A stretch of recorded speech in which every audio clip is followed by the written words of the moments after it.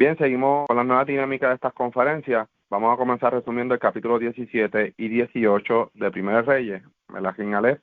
Así que vamos a proceder a realizar la ronda donde enfatizaremos aportes de dichos capítulos. De comenzar, vamos a recitar la bendición. Bendito eres tú, oh Creador, Rey del universo, Creador de los cielos y la tierra, que das entendimiento y sabiduría para guardar tu ley y entenderla de todo corazón. Bendito eres tú, oh Adonai, dador de la vida, la cual tu justicia es justicia eterna y tu Torah la misma verdad. Baruch Hashem Adonai Olam, bendito sea el nombre de nuestro Señor por siempre. Amén, bien, amén. Amén, bien, amén. Amén, bien, amén. Bien, vamos a comenzar a dar la lectura. Estos capítulos que vienen ahora son muy buenos. Eliyahu, el Tishbita, un habitante de Gilad, le dijo a Ahab: por vida del Creador Elohim de Israel, a quien sirvo, que no habrá rocío ni lluvia en estos años, sino por mi palabra. Le llegó la palabra del Creador diciendo: sal de este lugar, dirígete al oriente y escóndete junto al arroyo de Kerit, que está al este del Jardín, y beberás del arroyo, y yo he mandado a los árabes que te sustenten allí. Él procedió a hacer como había ordenado el Creador. Fue y habitó junto al arroyo de Kerit, que está al este del Jardín. Los árabes le traían pan, carne cada mañana, pan y carne cada tarde, y bebía del arroyo. Después de algún tiempo se secó el arroyo porque no había llovido en la tierra. Y le llegó la palabra del Creador a Eliyahu, diciendo: levántate, ve a Zarefat de Sidón y habita allí. Yo he designado allí a una mujer viuda para que te sustente. Así que se levantó y se fue a Zarefat. Cuando llegó a la entrada de la ciudad, vio a una mujer viuda que estaba allí recogiendo leña. Él la llamó y le dijo: por favor, dame un poco de agua en un vaso para beber.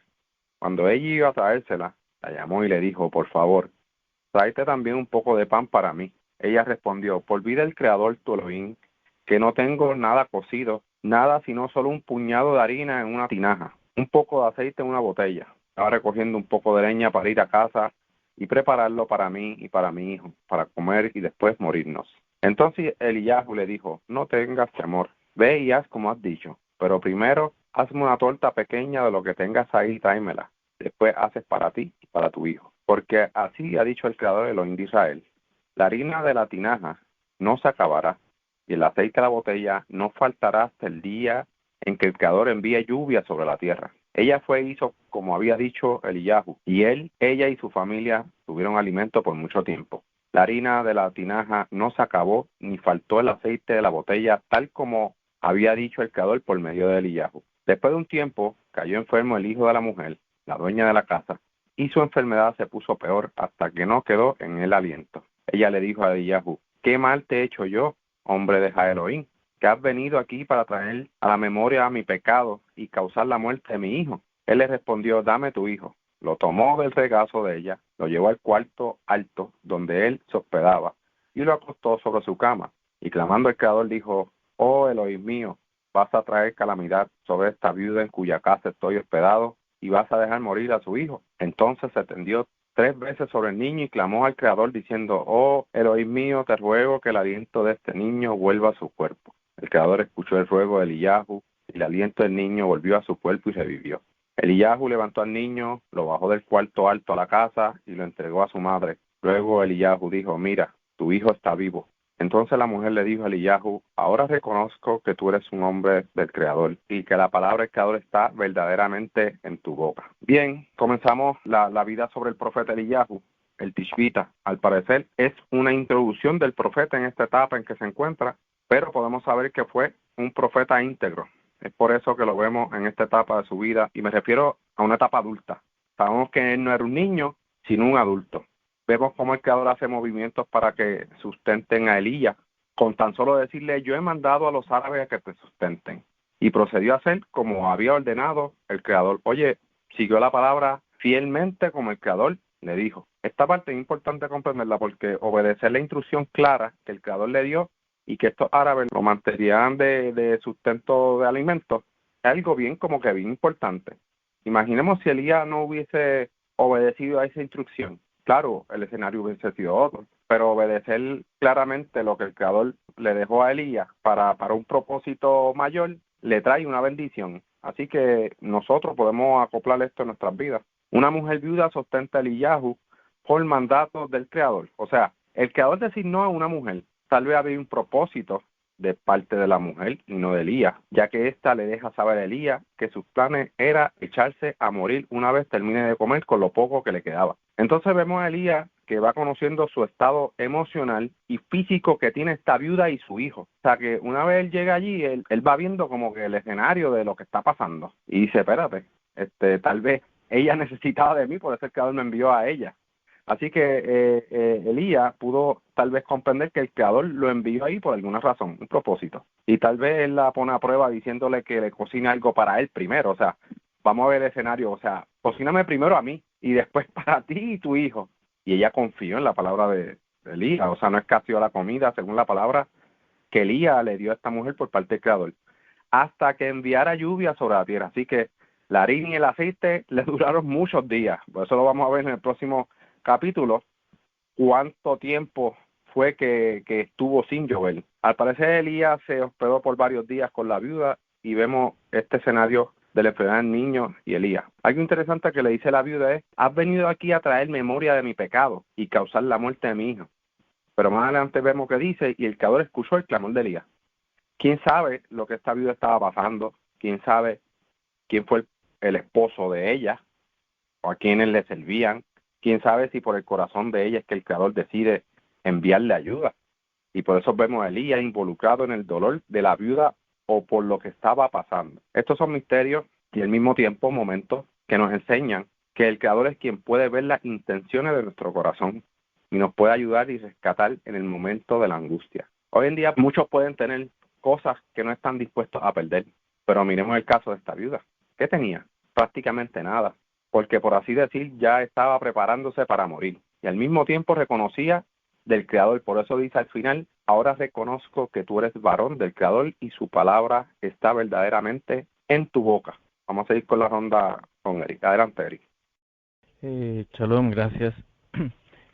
Sí, lo que me doy cuenta acá es que ocurren bastantes sucesos milagrosos, intervenciones de parte del Eterno, ¿cierto? Para que todo esto se fuera resultando, digamos, y no hubieran hechos que lamentar. Una cosa que yo me he fijado también es que en la mayoría de las versiones en castellano, esta palabra Orebim aparece como traducido como los cuervos, ya, pero hay otras versiones más especializadas donde lo traducen como los árabes, que es Arvin, que es muy parecida a la palabra.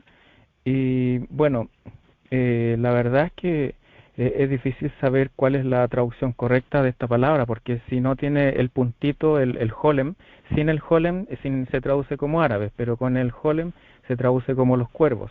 Entonces estas personas creen que el puntito fue agregado para omitir la palabra árabes. Entonces, pero eso es difícil saber cuál es la verdad de eso. Pero el hecho es que estas personas o bien estas aves mantuvieron, nosotros creemos que el Eterno, yo estoy convencido que si el Eterno quiere que nos alimenten las aves van a traer la comida. Estoy convencido de que eso también puede suceder. Bueno, y después vimos cuando fue donde esta viuda y que tampoco se acababa los alimentos que ella tenía, su aceite, su harina, que también fueron hechos milagrosos que ocurrieron, y todo esto gracias al Eterno. Y nosotros vemos aquí que cuando el niñito de la viuda falleció, Elías no le ordenó que resucitara, sino que él dijo en el versículo 22, ¿cierto? Que dice que el Adonai, ¿cierto? Oyó la voz de Eliyahu, porque Eliyahu le estaba pidiendo a Adonai que lo volviera a la vida, porque le dijo en el versículo 21 que Adonai, ¿cierto? Eloheinu, Señor mío, Dios mío, te ruego que vuelva la vida a este niño, o que vuelva su alma a este niño. Entonces, ya es el Eterno el que hizo que volviera la vida al niño, ¿cierto? Porque nosotros no tenemos ningún poder, todo este poder viene del Eterno. Entonces, cualquier milagro que nosotros presenciemos, si nosotros le pedimos algo al Eterno y eso se cumple, es porque el Eterno lo cumplió, porque fue su voluntad que esto fuera así. Eso quería, sigamos con la ronda, gracias. Gracias, Eric. Gracias por el aporte. Sí, hay varios escenarios bien interesantes, como el que acabas de mencionar. Y sí, Elías le clamó al Eterno con mucho respeto, claro, siendo el profeta. Y vemos que el Creador escuchó la voz de Elías. Eso es algo interesante. Vemos un caso similar, pero diferente, en el de Yohoshua, que creo que se había mencionado hace tiempo, cuando dice, sol detente, luna, quédate donde estás. Y el Creador escuchó e hizo conforme a la palabra de un mortal. O sea, porque el Creador peleaba por Israel. Claro, son escenarios bien totalmente diferentes. Y hay mucha gente que confunde estos escenarios con yo decreto, yo declaro, así es como se va a hacer. Son conductas aprendidas, quién sabe si son de profetas de Baales. Vemos muchos de los profetas que atribuyen todo al Creador y claman con misericordia al Creador, que el Creador escuche. Y eso es algo bien, bien importante. Así que esas costumbres ajenas a nosotros debemos de descartarlas porque son costumbres ajenas y tomar estas costumbres como hacían estos profetas, que eran benevolencia, que clamaban al Creador, le daban su poderío, porque quien hace todo es el Creador. Moshe solamente dirigía el pueblo, pero quien estaba detrás de Moshe era el Creador. Así que son cosas bien interesantes. Vamos a seguir la ronda con Ilian. Adelante, Ilian. Sí, gracias. Una de las cosas que me llama la atención de esta lectura es que esta mujer, hay que recordar que todos en Israel estaban pecando, o sea, estaban haciendo el mal. Pero esta mujer es escogida por el Creador para un propósito que era pues alimentar a Elías. Entonces vemos que el profeta va con esas con las instrucciones que el Creador le da, y esta mujer, a pesar de lo que pasó con lo de la harina, ¿verdad? Porque prácticamente lo que le quiso decir es que no le quedaba comida, lo que le quedaba era para 2 porciones y ya luego de eso pues iban a morir de hambre ella y su hijo. Entonces Elías le dice, no te preocupes a esto, y ella pues bien obedientemente pues lo realizó, y resulta que estuvieron tiempo alimentándose de eso. Entonces yo me pregunto, ¿por qué ya con ese suceso ella no reacciona o se da cuenta que Elías de veras es profeta del Creador y que el Creador está con él? Sino que tiene que pasar lo de su hijo para que entonces ella reconozca a Elías como profeta del Creador. Otra cosa que me llama la atención es que cuando el hijo, ¿verdad?, dice que está prácticamente muerto, ella va donde Elías a reclamarle, a decirle a que tú has venido a recordarme mis pecados, que ella era una persona que había anteriormente pecado, y ella entiende que lo que está pasando con su hijo es como una reprimenda de eso pasado que hizo. Entonces Elías se comunica con el Creador diciendo como que esta mujer se ha arrepentido, ha sido bien conmigo, porque él hace esto. Por favor, ten misericordia de esta mujer y devuelve la vida a su hijo. Y es bien interesante, ¿verdad? Porque todos hemos en algún momento en nuestro pasado hemos cometido faltas, y a veces sabemos que pues en Yom Kippur pues somos limpios completamente de esas faltas, y es como un nuevo comienzo, pero siempre en nuestra conciencia siempre va a estar como que esas cosas que hicimos en un pasado, siempre vamos a guardar un poquito de temor de que en cualquier momento el Creador a lo mejor nos ponga en la vida a facturar eso que hicimos, o más bien ya lo facturamos, y al facturar eso que hicimos, eso nos ayuda a tener una techubá, a tener un arrepentimiento, a pasar por momentos difíciles, porque muchas veces hay que entender que los momentos difíciles que nos hacen pasar, que cada uno hace pasar para que regresemos y nos tornemos a Él. Y también como un tipo de paga y una responsabilidad que tenemos que asumir de las acciones que tenemos, o sea, que hemos hecho, y que eso trae consecuencias. Otra cosa que me llama mucho la atención es la acción que dice que él se acostó varias veces sobre el cuerpo del niño. Entonces, pues, entiendo yo que ya el niño estaba frío, o sea, su cuerpo ya estaba empezando a sentirse frío, porque pues ya había perdido el aliento. No sé si Elías en ese acto de acostarse sobre él, lo que intentaba era como reanimarlo, brindándole pues ese calor de él hacia el cuerpo, más en adición con la plegaria de pedirle al Creador que, ¿verdad?, que lo ayudara a reanimarlo. Yo entiendo que Elías prácticamente fue como un tipo de de persona como lo que hoy en día es un paramédico. O sea, cuando una persona tiene un accidente o pasa algo, que está prácticamente en su lecho de muerte, pasan segundos de que prácticamente pierde el pulso.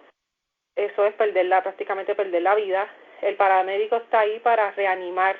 Y yo entiendo que esa acción que hizo el profeta es un tipo de reanimación al muchacho, al niño, para entonces poder traerlo de vuelta a la vida. Y nada, eso es lo que quería comentar sobre la lectura. Gracias.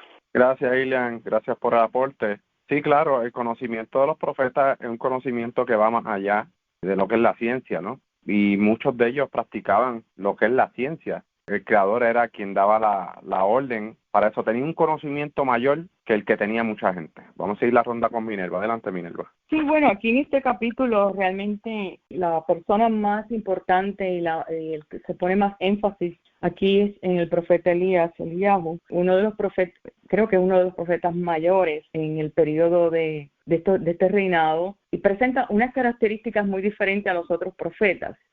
Según Israel iba declinando, ya que había caído en esta idolatría, estaban adorando los Baales, el rey se había casado con la hija de un idólatra. Entonces, pues según Israel declinaba, iba decayendo en su fe, se levanta un profeta sumamente fuerte de carácter, con una fe sumamente alta y que tenía que tener en su personalidad ese tipo de temor y que pudiese infligir temor también al pueblo de parte del Eterno. Entonces vemos cómo en el capítulo 17 se levanta el profeta y recibe palabra directa y le dice el Eterno que no habrá en estos años ni rocío ni lluvia, sino según mi palabra. Otras palabras, que ellos iban a tener una sequía y era por varios años, no era Entonces, al no haber ese tipo de lluvia, pues claro, se caen las plantaciones, se cae el comercio, se cae todo lo que ellos pudiesen sembrar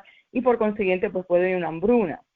Entonces ahí es que surge la viuda y lo envía, el profeta Elías se envía dirigido al este y iba a ser ocultado en el arroyo de Kerit.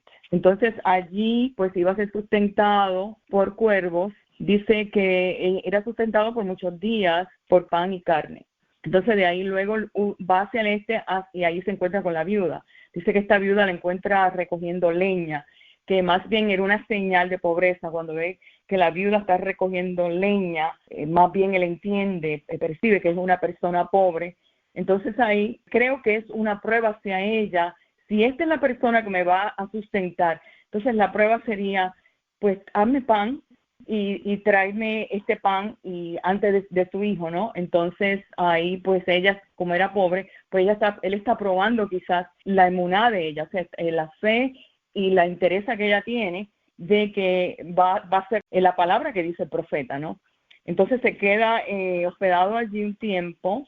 Vemos cómo la viuda pues entiende, pues claro que él es profeta, el niño muere. Entonces ahí ella se cuestiona, espérate, si mi hijo muere, ¿qué yo le he hecho al profeta? ¿Habré hecho algo en contra del profeta? Entonces por eso dice, ¿qué he hecho yo? ¿Qué tienes conmigo? Y ahí entonces le dice, no temas, tráeme a tu hijo. Entonces vemos cómo él acuesta a ese niño. Tenemos que recordar que muchas veces cuando los niños carecen de respiración, por ejemplo, un niño te queda sin respiración, no se le siente el pulso, está prácticamente muerto, aunque pueden estar respirando lo mínimo. Entonces ahí él le dice, el niño no está muerto. Entonces denota también que a través de lo que él hizo, el acto que él hizo como profeta, el niño revive. Entonces ahí ella entiende que realmente es un profeta. Entonces vemos un profeta de acuerdo al extirpe de Moshe, que Moshe hacía señales y prodigios. Tenemos un tipo de profeta que viene con todo, o sea que él tiene que estar preparado para enfrentarse a estos profetas de Baal. Vemos una conexión directa entre este profeta y verdaderamente la palabra que le viene directo. Entonces no solamente viene a palabras, sino que él manifiesta hechos y era necesario, era menester, porque él iba a enfrentarse a los profetas de Baal. Pues nada, eso es lo que quería añadir en este capítulo. Gracias. Gracias, Minerva, gracias por ese aporte. No sé si alguien más quiere dar algún aporte adicional. Isaac. Sí, quería agregar lo siguiente. Me llama la atención es que el Eterno le dice que vaya donde esta viuda a Sidón. y que vendría siendo parte del Líbano actualmente. Y dice que vaya para allá porque esta mujer lo va a atender, pues lo va a ayudar. Entonces mi pregunta es cómo esta mujer lo va a sustentar, como dice allí, si más bien estaba pasando necesidad. Entonces, ¿quién sustentó a quién? ¿O quién terminó ayudando a quién? Una pregunta retórica, ¿no? Que creo que es muy interesante. Además, esta mujer cuando lo ve, le dice tu Dios. Es decir, que sabemos que no era una mujer creyente, practicante, hemos dicho, de la Torah. Hago alusión a ello porque ellos le dicen tu Dios. Entonces, entender que ella no acepta o no cree en este Dios, pues.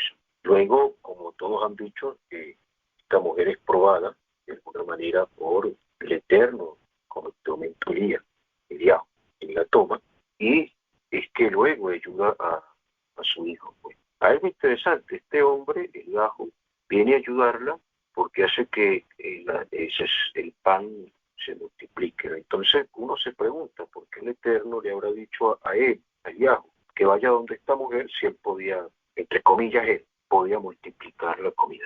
Aún ayudando a su hijo, esta mujer termina, o no termina, en algún punto de la historia le reclama el hecho de como que viniste aquí a dar muerte a mi hijo, o sea, o el Eterno, tu Dios los castiga, y por eso viene a morir acá mi hijo. Sin embargo, él vuelve a ayudar. Entonces creo que esta historia enseña otras cuestiones más interesantes en relación a estas preguntas, como la respondemos. Quizás esta mujer no tenía la costumbre, como los pueblos nómadas, ¿no?, de ayudar al visitante. Quizás esta era una mujer egoísta que simplemente la comida que tenía la iba a dar exclusivamente a su hijo. Al ver al profeta Eliahu, no mostró ningún respeto hacia él en el sentido de recibirle como es costumbre de los pueblos de Oriente. Y quizá esto también versa un poco la prueba a la que ella fue puesta para ver hasta qué punto ayudaba pues, al profeta Eliahu. Creo que esto también nos enseña que nosotros debemos dar un cierto respeto a las personas que se dedican al estudio de la Torah. Gracias. Gracias, Isaac. Gracias por el aporte.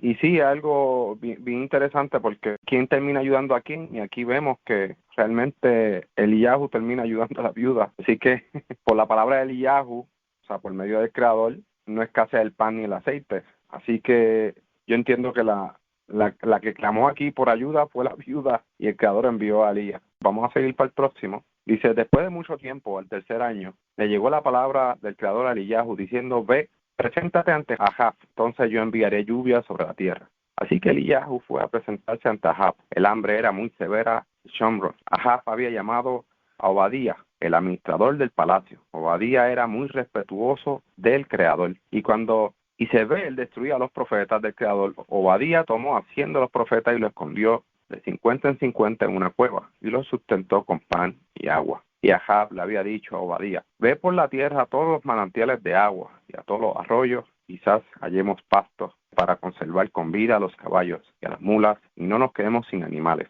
Se repartieron el territorio entre ellos para recorrerlos. Ahab se fue solo por un camino y Obadía se fue por otro. Obadía iba por el camino cuando Eliyahu le salió de pronto al encuentro. Obadía lo reconoció y se postró sobre su rostro y preguntó, ¿eres tú, mi amo Eliyahu? Él respondió, sí, soy yo. Ve y dile a tu amo que Eliyahu está aquí. Pero él dijo, ¿qué mal he hecho yo para que entregues a tu siervo en mano de Ahab para que me mate? Olvida el Creador tu Elohim, que no ha habido nación ni reino a donde mi amo no haya enviado a buscarte. Cuando ellos respondían, no está, hacía jurar al reino y a la nación que no te habían hallado. Y ahora tú dices, ve y di a tu amo que Eliyahu está aquí. Lo que sucederá es que después que yo me haya alejado de ti, el Espíritu del Creador te llevará a donde yo no sepa. Y cuando yo vaya a informar a Ahab, si él no te encuentra, me matará. Tu siervo has respetado al Creador desde su juventud. Seguro que a mi amo le han contado lo que hice cuando Isabel mataba a los profetas del Creador, como escondí en una cueva 100 de ellos de 50 en 50 y los sustenté con pan y agua. Y ahora tú dices, ve y dile a tu amo que aquí está Eliyahu, él me matará.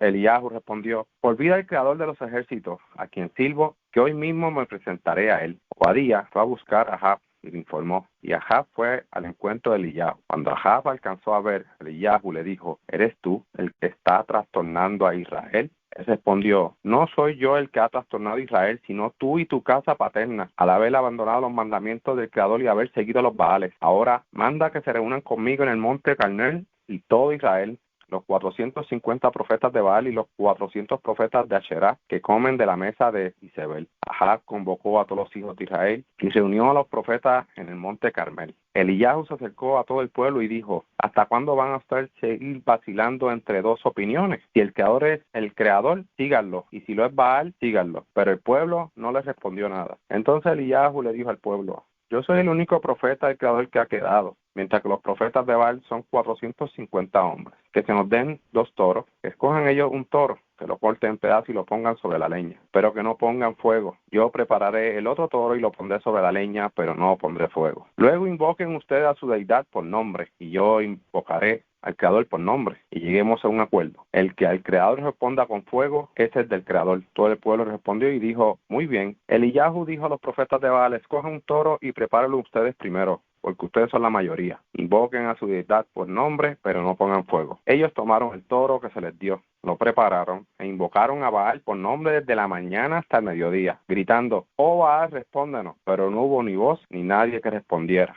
Así que ellos realizaron una danza de salto junto al altar que habían erigido. Cuando llegó el mediodía, Eliyahu se burlaba de ellos diciendo, griten más fuerte, puede todo, él es un Elohim, puede que esté conversando o que esté ocupado, o esté de viaje, o tal vez esté dormido, y hay que despertarlo. Así que ellos gritaban más fuerte y se sajaban el cuerpo con cuchillo y con lanza, conforme a su costumbre, hasta hacer chorrear la sangre sobre ellos. Cuando pasó el mediodía, ellos seguían delirando frenéticamente hasta la hora de presentar la ofrenda de comida. Todavía no hubo voz ni nadie que respondiera o escuchara. Entonces Eliyahu le dijo a todo el pueblo, acérquense a mí. Y todo el pueblo se acercó a él. Él reparó el altar del Creador, que estaba arruinado. Entonces Eliyahu tomó 12 piedras, respondientes al número de las tribus de los hijos de Jacob, a quien le llegó palabra del Creador diciendo, Israel será tu nombre. Y con las piedras edificó un altar en el nombre del Creador. Alrededor del altar hizo una zanja en la que pudiera caber 2 medidas de semilla. Luego arregló la leña, cortó el toro en pedazos y lo puso sobre la leña.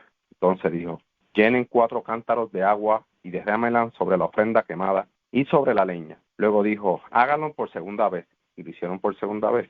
Volvió a decir, háganlo por tercera vez, y lo volvieron a hacer por tercera vez. El agua corría alrededor del altar y hasta la zanja se llenó de agua. Cuando llegó la hora de presentar la ofrenda de comida, se acercó el profeta Eliyahu y dijo, oh Elohim mío, Elohei Abraham, Elohei Isaac, Elohei Israel, que se sepa hoy que tú eres el Elohim Israel y que yo soy tu siervo y que por tu palabra he hecho todas estas cosas. Respóndeme, oh mi Creador, respóndeme, para que este pueblo reconozca que tú, el Creador, eres a Elohim, porque tú has vuelto atrás el corazón de ellos. Entonces cayó un fuego del Creador que consumió la ofrenda quemada, la leña, las piedras y el polvo, y lamió el agua que estaba en la zanja. Cuando el pueblo vio esto, todos se postraron sobre su rostro y dijeron, el Creador es a Elohim, el Creador es a Elohim. Entonces Eliyahu les dijo, agarren a los profetas de Baal, que no escape ninguno de ellos. Los agarraron y Eliyahu los hizo bajar al arroyo de Kishón y allí los inmoló. Eliyahu le dijo a Ahab, sube, come y bebe porque se oye el ruido de una fuerte lluvia. Y Ahab subió para comer y beber. Entre tanto, Eliyahu subió a la cumbre de Carmel, se postró en tierra y puso su rostro entre sus rodillas.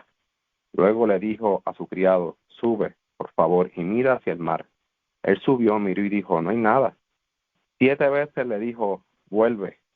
Y a la 7ª vez el criado informó, mira, veo una pequeña nube como una palma de una mano de un hombre que sube del mar. Entonces él dijo, ve y dile a Ahab, prepara tu carro y baja antes que te detenga la lluvia. Mientras tanto los cielos se oscurecieron con nubes y viento y cayó un fuerte aguacero.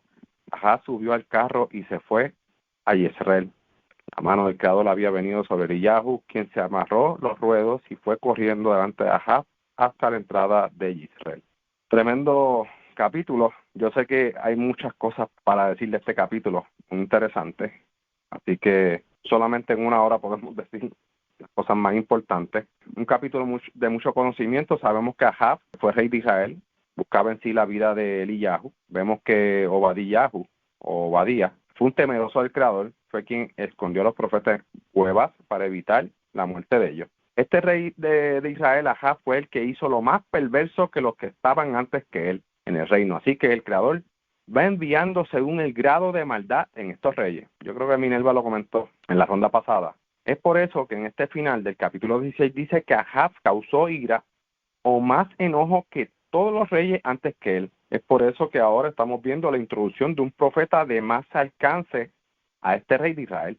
Sabemos que Ahab fue quien se casó con esta idólatra, se casó con mujeres perversas, pero perversas. Así que Eliyahu se dirige al rey de Israel, a la casa de Israel. Vamos viendo que este profeta se dirige a la casa de Israel, no a Judá. Luego de 3 años no había caído lluvia en los términos de Israel, e incluso Ahab estaba buscando agua en toda la tierra para así sustentar sus animales, sus caballos. Vemos el escenario de los profetas de Baal, que eran una cantidad aberrante.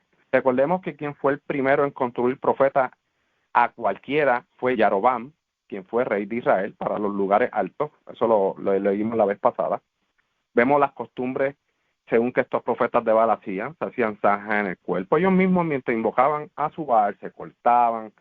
Y nosotros hemos visto hoy en día, lamentablemente, hermanos de nosotros que se hacen zanjas en el cuerpo como un tipo de castigo. Así que vamos viendo según las costumbres.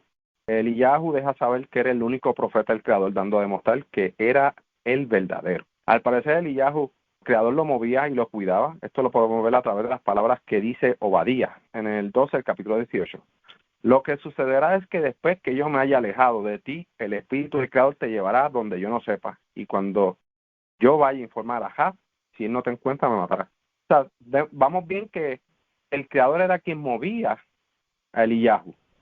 Eliyahu hoy podía estar aquí, mañana no se sabía ni dónde rayo iba a estar, porque el Creador lo movía y con una facilidad increíble. Así que el Creador se salvó la vida de Eliyahu en todos estos momentos. Vemos cómo cae fuego del cielo, la cual consumió el holocausto.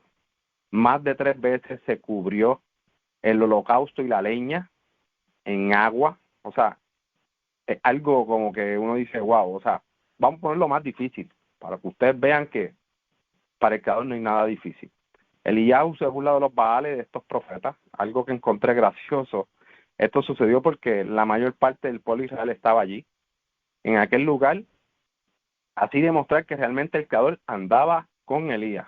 Dice la Torá, no seguirá a la mayoría para hacer el mal. Se dice que la mano del Creador era sobre Elías y en todo lo que hacía. Vamos a seguir la ronda con Eric. Adelante, Eric.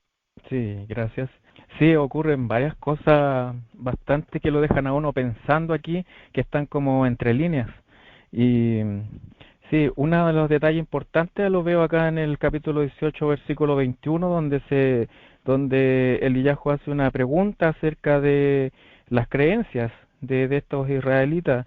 Le dice si Adonai es Elohim, si el Adonai es Dios, seguirlo, pero si es el Baal que están honrando, entonces síganlo a él. Entonces le da a elegir entre 2 opciones, 2 caminos. Y lo mismo se puede preguntar ahora con respecto a los que siguen el cristianismo, por ejemplo, u otros grupos.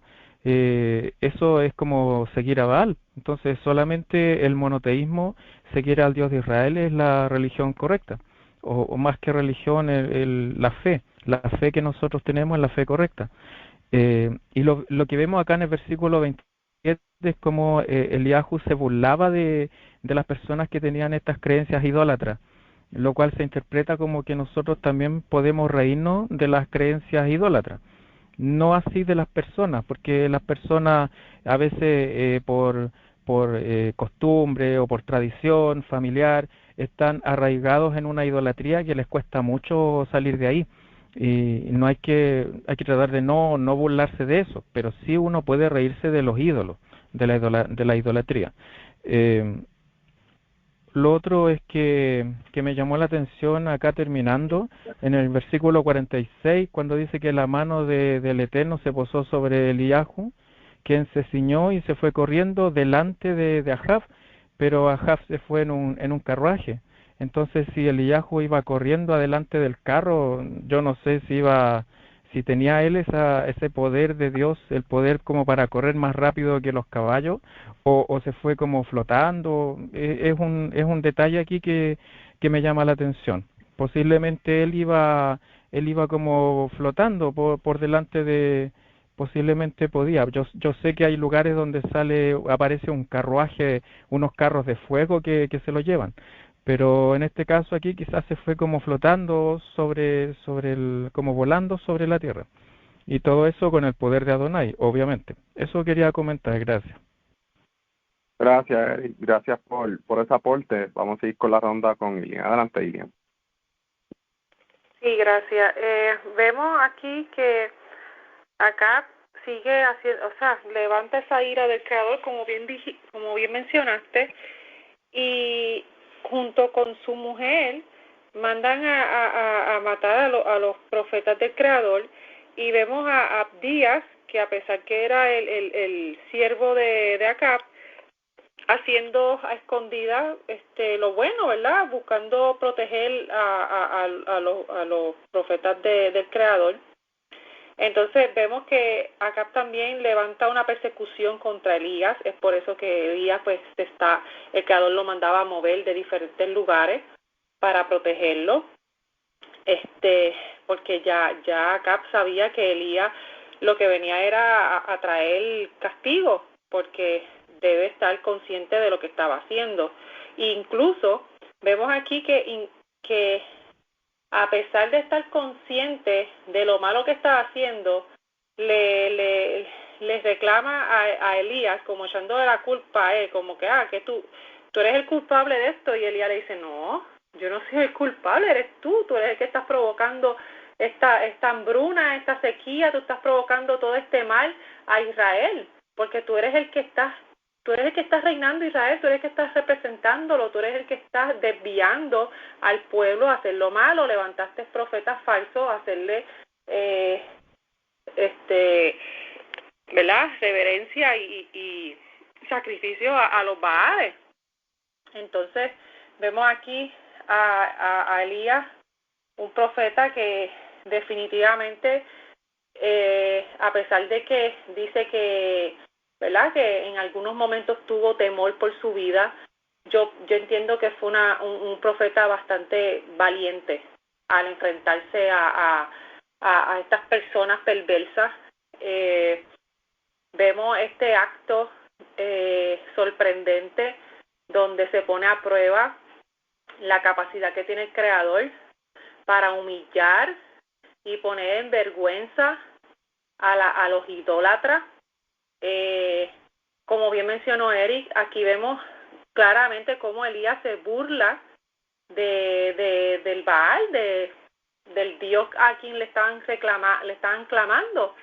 Y no se trata de que vamos ahora a burlarnos de todos los que son idólatras, pero sí puede haber una burla y no un respeto, no se tiene que respetar la creencia idólatra, pero sí hay que tener un poco de compasión y de, ¿verdad?, de respeto hacia el que cree en esa creencia, porque la burla no es hacia la persona, es hacia la creencia o la crítica, por decirlo así. Vemos que el Creador nuevamente responde a Elías. O sea, Elías era un profeta donde cada vez que él le clamaba al Creador, el Creador rápido respondía. Y vemos también cómo Acab teme, o sea, después que pasa todo esto, teme y va a recurrir a su mujer, como que a darle noticia de que, mira, Elías ha venido aquí, estamos en peligro, este hombre viene a implantar justicia, el Creador está con él, hemos hecho las cosas mal y él va a venir a castigarnos. Entonces también vemos por parte Abdías también temeroso de que le pase algo, porque él dice, me mandas donde mi amo a dar noticia, cuando sabes que todos los que le han dado noticia y han muerto, porque le dicen que tú estás en un lugar y cuando él va ya no estás allí. Pero Elías le da palabra de ¿verdad? Le asegura, no temas, ve y dile la noticia, porque sí, esta vez sí voy a estar aquí, esta vez no voy a estar huyendo. Y pues parte de la historia de Elías, ¿verdad?, parte de la vida de Elías fue así, fue de huidas, de implantar la justicia del Creador, y ese tipo de vida ajetreada, por decirlo así. O sea, Elías fue un profeta que tuvo mucho trabajo que hacer, porque el pueblo estaba tan y tan mal que le dio trabajo continuo de reprensión hacia por lo menos lo que era Israel. Y nada, eso es lo que quería comentar. Gracias. Gracias, Ilian, gracias por el aporte. Y sí, van a venir, después de estos capítulos, la cosa se va a poner más interesante, van a venir momentos de suma importancia para conocer bien lo que está pasando en los reyes, en la dinastía de estos reyes de Yehudá y Israel. Vamos a seguir con la ronda con Minerva. Adelante, Minerva. Bueno, aquí este capítulo es sumamente interesante. Hay varios temas, hay varias cosas que están ocurriendo simultáneamente. Aquí, por lo menos al principio del 18, se nota de que esta mujer, Jezabel, estaba exterminando los profetas del Eterno. Dice el versículo 3 que llamó a Ahab a Obadayahu, que estaba encargado sobre la casa. Entonces Obadayahu era muy temeroso del Eterno, porque sucedió que cuando exterminaba a Jezabel a los profetas del Eterno, tomó a Obadayahu 100 profetas, es decir, que él esconde 100 profetas, porque esta mujer había matado, de los cuales solamente quedaban 100, aunque Elías dice que solamente estaba él, pero era porque ella los estaba exterminando. Entonces aquí vemos que todavía quedaban 100 profetas del Eterno. Entonces, muy interesante aquí, la que estaba gobernando al pueblo era esta mujer, a través de su creencia a los Baales. Habían de estos profetas, 450 profetas de Baales, a quien el pueblo estaba siguiendo. Entonces, pues, aquí, pues obviamente al esconderlo, aquí se está preparando ya el escenario para este encuentro de Elías con los profetas de Baal. ¿Por qué? Porque estaba el pueblo en una debacle, o sea, estaba el pueblo decaído en una idolatría. Imagínense ustedes que Shlomo, con la intención que había creado este templo, que era para las naciones conocer al único Dios, en lo que había terminado esto, en la debacle que estaba la casa de Israel. Por decirlo así, en este momento, pues tenía que surgir un profeta súper fuerte para llamar la atención, porque está mucho más poderoso que el mismo rey. O sea, el rey ante los ojos de Elías estaba pequeño, o sea, no era ese Shalomo, no era un David, era ante los ojos del Eterno, no había una debacle. Entonces, vemos como este hombre, que era muy temeroso del Eterno, esconde estos 100 profetas. ¿Por qué? Porque Jezebel había exterminado todos esos profetas y solamente quedaban 100. Y los esconde, 50 en una cueva y 50 en otra, y dice que los sustentó con pan y agua, porque ya había una hambruna en Israel. Aparte de que eran varios años, todavía había una hambruna, pero dice que los sustentó con agua y pan. Luego de eso vemos que también anda por el país, a todos los manantiales de agua y a todos los arroyos quizás se halle hierba, o sea que ahí está diciendo, mira, ni hierba hay, así que sigue andando a ver si se halla hierba para mantenerlos vivos, aquí a los caballos, a los mulos, y no quedaremos carentes de animales. O sea, de aquel esplendor de Salomón, miren lo que está ahora. Todo porque metieron tanta idolatría, que esto era un desastre, este reino. Entonces, dice que repartieron entre sí al país para recorrerlo. Luego de esto vemos el encuentro de Elías con Obadiah, en que le dice, mira, yo quiero ver a Ahab, y le dice, es preciso que estés aquí porque si no me mata. Y entonces dice, no te preocupes, él voy a estar aquí. Entonces le dice, ¿acaso no fue referido a mi Señor lo que hice al matar Jezabel a los profetas del Eterno? Pues he escondido de los profetas del Eterno 100 hombres, de 50 en 50 hombres por cueva, y los he provisto de pan y agua. Entonces, luego de eso vemos Eliyahu y Ahab se encuentran. Entonces, en este encuentro, fíjense que Ahab le dice, ¿acaso eres tú, oh dañador de Israel? O sea, que le estaban echando no solamente eso, que le estaban echando las culpas. O sea, como ellos no ven lo que está pasando aquí, como dicen, the whole picture.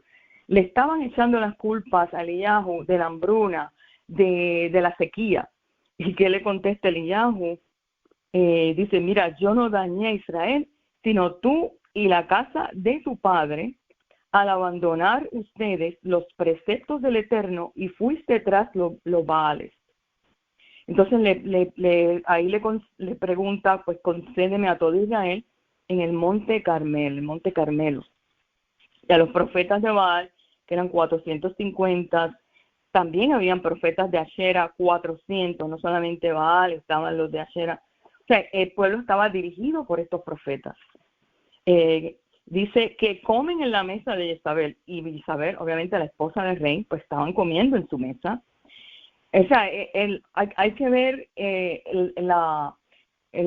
cómo está todo detrás de bastidores, porque si lo vemos solamente de la perspectiva de Eliyahu, del profeta Elías, pues claro, vamos a ver, bueno, Eliyahu fue enviado para salvar a Israel, pero hay que ver la magnitud y la seriedad en que de milagro estaba en pie todavía el templo, de milagro estaban, digo yo, y vemos que ahora mismo no hay templo.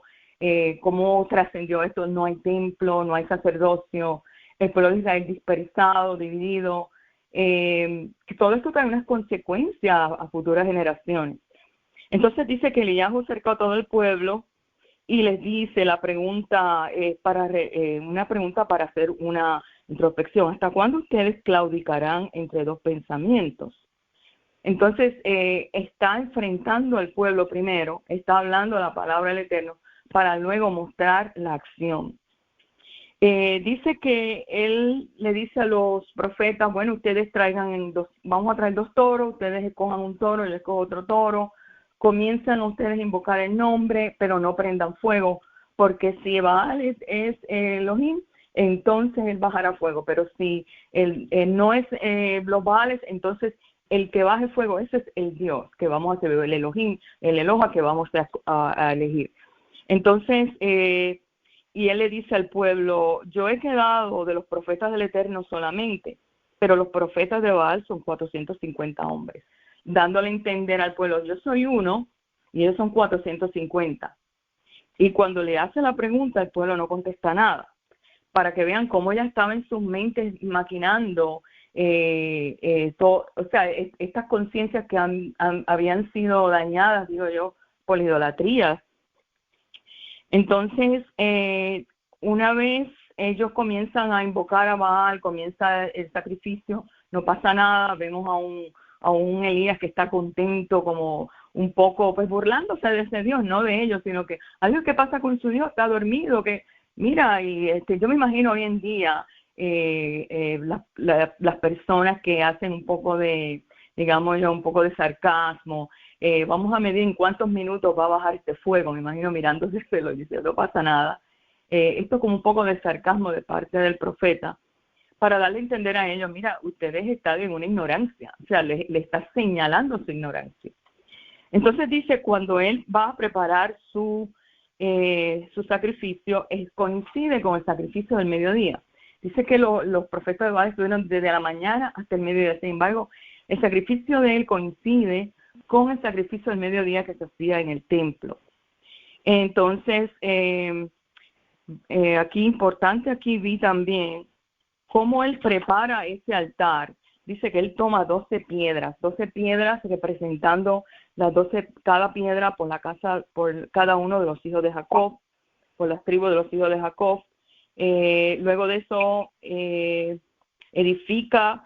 edificó con las piedras un altar en nombre del Eterno. O sea, ¿qué nombre él utiliza en hebreo? Según la escuela de los profetas, ellos sabían el nombre sagrado, ellos proferían el nombre sagrado como lo sabía quizás el sumo sacerdote. Esta escuela de profetas, ellos estudiaban estos nombres en hebreo para poder comunicarse, eran los navíos, o sea, ellos recibían esa palabra directamente. Y entonces cuando dice el nombre del Eterno, está hablando de el nombre súper sagrado en este momento. Dice que hizo una zanja para producir semillas alrededor del altar, dispuso los leños, cortó en trozos el toro, colocó sobre los leños. Y entonces fíjense que aquí dice en el 34, me llama la atención, que tienen 4 cántaros de agua y viertan sobre el holocausto sobre los leños. Y dijo, háganlo otra vez, y lo hicieron por segunda vez, y dijo, háganlo por tercera vez. Si son 4 cántaros, por 3 veces tenemos que son 12. Entonces otra vez el número 12 representando a cada uno de los hijos de Jacob. O sea, él está preparando, antes de invocar a él está haciendo una preparación de altura, de lo que iba a ocurrir allí, una preparación. Entonces dice, fue en la hora en que le ofrenda el sacrificio de la tarde que se acercó Eliyahu el profeta y dijo, Eterno Elohim, Abraham, Isaac, Israel, hoy será manifiesto que tú eres Elohim en Israel, yo soy tu siervo y por tu palabra hice todas estas cosas. Respóndeme, Eterno, respóndeme, para que se sepa que este pueblo, que tú el Eterno eres Elohim. Entonces tú harás tornar a su corazón que estaba hacia atrás. Dice que cayó fuego delante del Eterno, consumió el holocausto, los leños, las piedras, el polvo y el agua que estaba en la zanja se absorbió. Dice que todo el pueblo lo vio y se postraron sobre sus rostros. Aquí vemos otra vez la postración. El pueblo se postró sobre sus rostros y dijeron, el Eterno, Él es Elohim, el Eterno, Él es Elohim, 2 veces. Y entonces Eliyahu le dice, prendan a los profetas de Baal, entonces aquí que ninguno de ellos se escape. Los prendieron y fueron degollados. Luego sube a la cima del monte Carmelo y se extendió en tierra. Otra vez habla de la posición del profeta. Ellos se extendían en tierra y puso su rostro entre las rodillas, otra vez postración. Luego de aquí vemos que él pide una señal y esta señal es que el siervo le dice, mira, veo algo que parece como que vuelve, y miró y dice, no hay nada, y dijo 7 veces, fue la 7ª vez, he aquí una nube pequeña, como la palma de la mano de un hombre que está subiendo del mar. Y entonces le dice, sube y di a Ahab, unge el carro y desciende para que no te detenga la lluvia. En otras palabras, ahora va a caer la lluvia. O sea, que no solamente se consumieron los profetas de Baal, sino que también cae la lluvia. O sea, que el Eterno aquí hizo un milagro doble, o sea, a través del profeta Eliyahu. Dice que fue entre tanto que los cielos se oscurecieron con nubes y viento, y hubo una gran lluvia y se montó Ahab y fue a Jezabel. Entonces, luego de ahí vamos a ver cómo luego Ahab va a su esposa, Jezabel le cuenta, entonces Jezabel se llena de ira y vemos lo que ocurre y qué ocurre otra vez con el profeta Eliyahu. Pues nada, esto es lo que quería compartir este capítulo. Gracias. Gracias, Minerva, gracias por ese aporte. Bastante completo lo que has traído. Y sí, debemos de recordar que se tienen, ¿verdad? Acordar que no están en lo que es Jerusalén. Acuérdense que Jeroboam hizo altares, hizo un lugar alto, y aquí es donde toda esta gente rendía culto a Baal. No era el templo donde estaba originalmente, que era situado en Jerusalén. Así que eso es bien importante también traerlo presente. Por otra parte, sí, vemos que el creador obraba por medio de Eliyahu, y como mencionó aquí Eric, cómo es que Eliyahu, si es que andaba, porque vamos a ver el próximo capítulo, porque él caminaba. O sea, él no tenía, no sé, no se dice en la escritura que él tenía un caballo o tenía algo para montarse y salir a lo mejor corriendo. A veces lo buscaban y no aparecía, no estaba. Y yo creo que el creador lo movía, de alguna manera lo movía por medio de como el creador le complace hacer con las personas fieles, como él decide hacerlo. Y yo creo que Eliyahu fue una persona que el creador lo utilizó para que nadie le hiciera daño.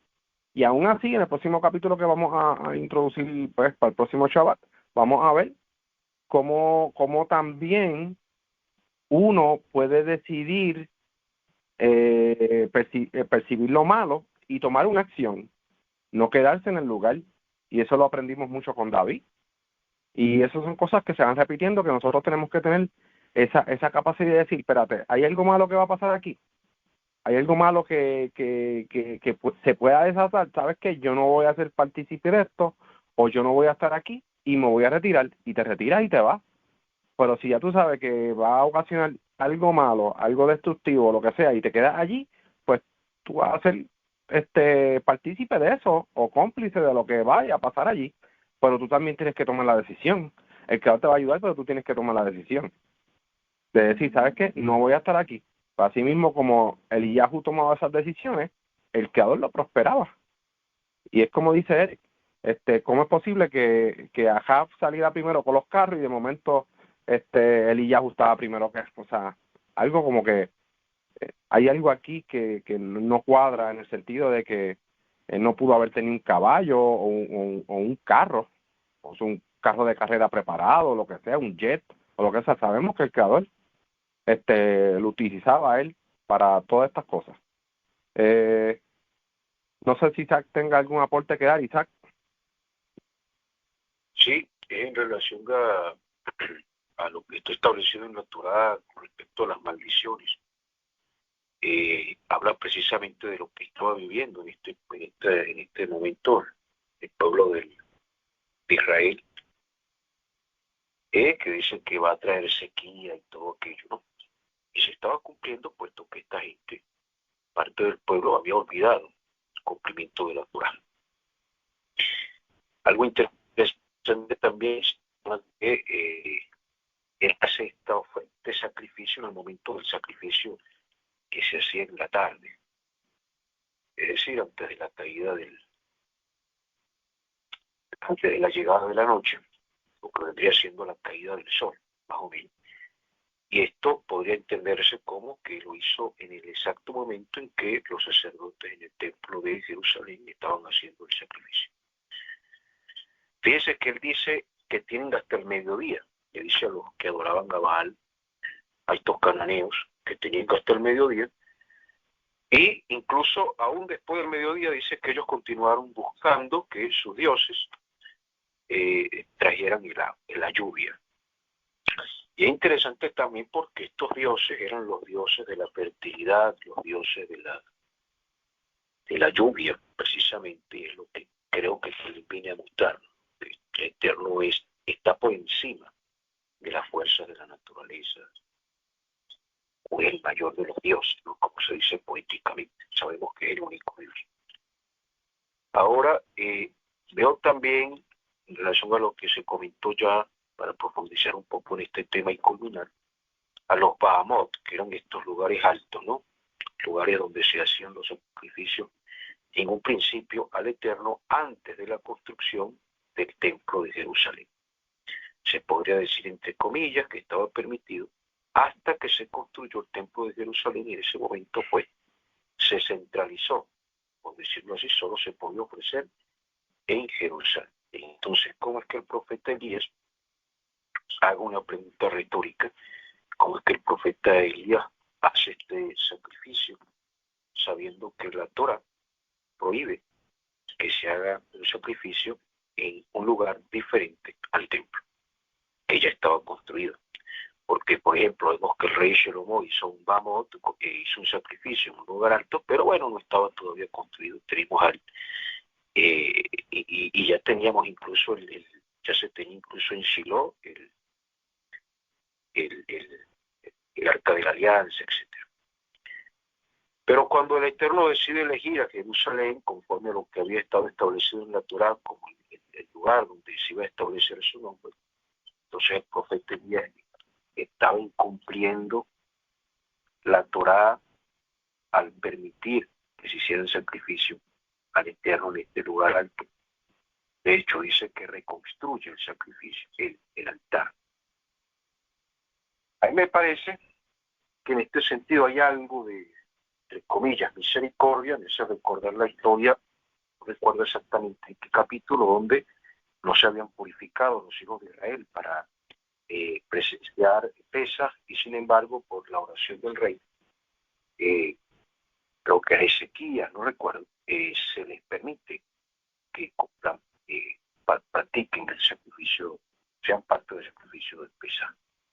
¿Por qué? Porque estas personas ya no podían, entre comillas, estos reyes, no iban a acudir al templo de Jerusalén porque estaba en el otro reino. Recordemos que se había dividido el reino del norte y el reino del sur. Entonces, no era práctico para Elías que estas personas que formaban parte del otro reino, donde estaban las tribus de Israel y que estaban en lucha con el reino de Judá, pues Judá, fuesen al templo a hacer esta. Además de que no se iba a permitir que en el templo de Jerusalén los adoradores de Baal hiciesen algún tipo de práctica para demostrar que ese era su Dios, puesto que se estaría purificando en este sentido el templo. Entonces me parece que se hizo pues para glorificar, magnificar o demostrar la grandeza del Eterno por encima de cualquier otra cosa. Gracias. Gracias, Isaac. Gracias por ese aporte. Les deseo a todos, chao a todos. Chau a todos. Chau a todos. Chau a todos. Luego,